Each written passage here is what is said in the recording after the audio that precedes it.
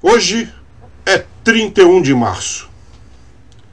Durante décadas, os governos de esquerda proibiram os militares de comemorar essa data e até de falar dela. Me lembro que o nosso atual vice-presidente, general Mourão, quando comandava o Sul, foi exonerado do comando porque comentou com a tropa uma passagem da história.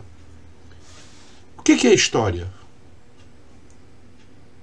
História é história. São os fatos que ocorrem em determinado período passado. Você não fala da história hoje. O hoje ainda não é a história. O amanhã nem sei se vai ser. Então história é o passado, é aquilo que já foi escrito. E tanto Lula, Dilma, toda a esquerda é uma vergonha. A esquerda é uma vergonha e quem não entende disso é outra. Eu me lembro que quando o Lula assumiu o primeiro governo, começou a demitir todo mundo que não era do PT e começar a colocar em todos os cargos. Começou de cima para baixo. Em todo lugar, todos os órgãos foram inchados com o pessoal do PT, que inclusive fazia rachadinha. Hoje todo mundo fica falando em rachadinha aí do filho do Bolsonaro, mas isso foi instituído pelo PT. Eu não sei nem se foi, se de repente já era até cultural, não sei. Mas todo mundo que era do PT e conseguia cargo tinha que dar uma parte do salário. Isso é rachadinha. O PT conseguiu dinheiro para sua ambição de poder e todas as coisas que conseguiu fazer graças aos recursos que conseguiu. Uma parte era essa, mas isso não interessa mais. Isso é passado. Tá todo mundo me perguntando por que trocaram o ministro da Defesa e por que trocaram logo todos os 3 comandantes. O ministro da Defesa já estava no cargo com o Bolsonaro há quanto tempo? 2 anos? É. E nesses 2 anos, você viu alguma menção ao 31 de março, ao dia de hoje? Eu sou aspirante de 65, então vivi a contra-revolução. Eu vivi aqueles anos difíceis, onde um monte de siglas, VAR Palmares, MR8, Aliança Renovadora Nacional... Cara, o que mais tinha era bandido, terrorista e vagabundo assaltando banco e matando gente. E as Forças Armadas tiveram que ajudar a polícia, que não dava conta, nem tinha expertise e equipamento na época. Mas isso aí, não vou me perder o meu tempo de contar isso. Isso está em livros de histórias de bons autores. Procurem. Ao contrário de abaixar a cabeça para as primeiras tentativas de celebrar a data dos últimos 2 anos, o novo ministro da Defesa, general Braga Neto, falou alto: chega de vestir a carapuça que a imprensa e os artistas comunistas jogavam para cima.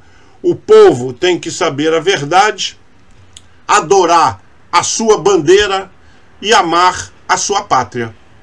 Então, habemos ministros, né? Agora temos um ministro. Se permitirem, vou ler a ordem do dia alusiva ao 31 de março de 1964. Ministério da Defesa. Ordem do dia alusiva ao 31 de março de 1964. Brasília, Distrito Federal, 31 de março de 2021. Eventos ocorridos há 57 anos, assim como todo acontecimento histórico, só podem ser compreendidos a partir do contexto da época. O século XX foi marcado por 2 grandes conflitos bélicos mundiais e pela expansão de ideologias totalitárias com importantes repercussões em todos os países. Ao fim da Segunda Guerra Mundial, o mundo, contando com a significativa participação do Brasil, havia derrotado o nazifascismo. O mapa geopolítico internacional foi reconfigurado e novos vetores de força disputavam espaço e influência. A Guerra Fria envolveu a América Latina, trazendo ao Brasil um cenário de inseguranças com grave instabilidade política, social e econômica. Havia ameaça real à paz e à democracia. Os brasileiros perceberam a emergência e se movimentaram nas ruas, com amplo apoio da imprensa, de lideranças políticas, das igrejas, do segmento empresarial, de diversos setores da sociedade organizada e das Forças Armadas, interrompendo a escalada conflitiva, resultando no chamado movimento de 31 de março de 1964. As Forças Armadas acabaram assumindo a responsabilidade de pacificar o país, enfrentando os desgastes para reorganizá-lo e garantir as liberdades democráticas que hoje desfrutamos. Em 1979, a Lei da Anistia, aprovada pelo Congresso Nacional, consolidou um amplo pacto de pacificação a partir das convergências próprias da democracia.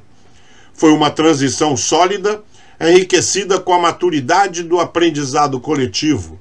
O país multiplicou suas capacidades e mudou sua estatura. O cenário geopolítico atual apresenta novos desafios, como questões ambientais, ameaças cibernéticas, segurança alimentar e pandemias. As Forças Armadas estão presentes na linha de frente, protegendo a população. A Marinha, o Exército e a Força Aérea acompanham as mudanças, conscientes de sua missão constitucional de defender a pátria, garantir os poderes constitucionais e seguros de que a harmonia e o equilíbrio entre esses poderes preservarão a paz e a estabilidade em nosso país. O movimento de 1964 é parte da trajetória histórica do Brasil. Assim devem ser compreendidos e celebrados os acontecimentos daquele 31 de março. Walter Souza Braga Neto, Ministro de Estado da Defesa.